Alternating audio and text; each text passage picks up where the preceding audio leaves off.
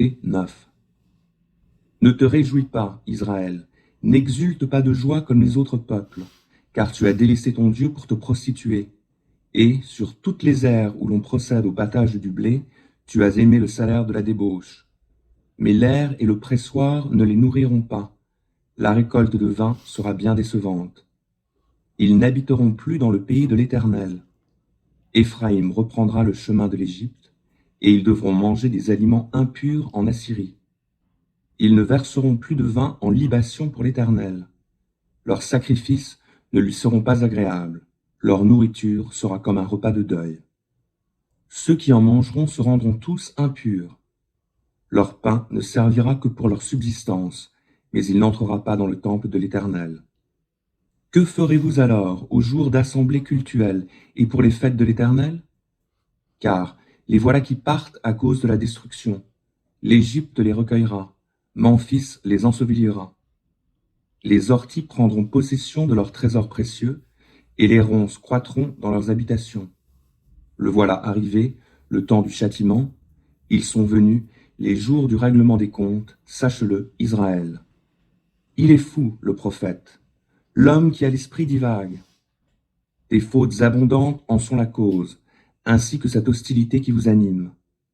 La sentinelle d'Éphraïm, c'est le prophète qui se tient avec mon Dieu. Pourtant des pièges sont tendus partout sur son chemin. Il rencontre l'hostilité dans le pays de son Dieu même. Ils sont profondément enfoncés dans la corruption, comme ils l'étaient jadis au jour de Gibéa. Mais Dieu prendra en considération leurs fautes, et il les châtiera pour leurs péchés. J'ai trouvé Israël comme une grappe de raisin au milieu du désert, et j'ai vu vos ancêtres comme les premiers fruits sur un jeune figuier. Mais eux, lorsqu'ils sont arrivés à Baal-Péor, ils se sont consacrés à cette idole infâme, et ils sont devenus abominables comme l'objet de leur adoration. La gloire d'Éphraïm fuira à tire d'aile comme un oiseau. Il n'y aura plus de naissance, plus de grossesse et plus de conception. Et même s'ils élevaient des enfants, je les en priverai avant que ceux-ci soient adultes. Oui, quel malheur pour eux quand je me détournerai d'eux. Je voyais Éphraïm tout comme une autre Tyr, planté en un lieu verdoyant. Éphraïm va devoir envoyer ses enfants vers celui qui massacre. Donne-leur, Éternel, que leur donneras-tu? Un ventre qui avorte et des seins desséchés. Or, toute leur méchanceté s'est montrée à Gilgal, et c'est là que j'ai pris ce peuple en aversion. Leurs actions sont mauvaises, c'est pourquoi je les chasserai de mon pays.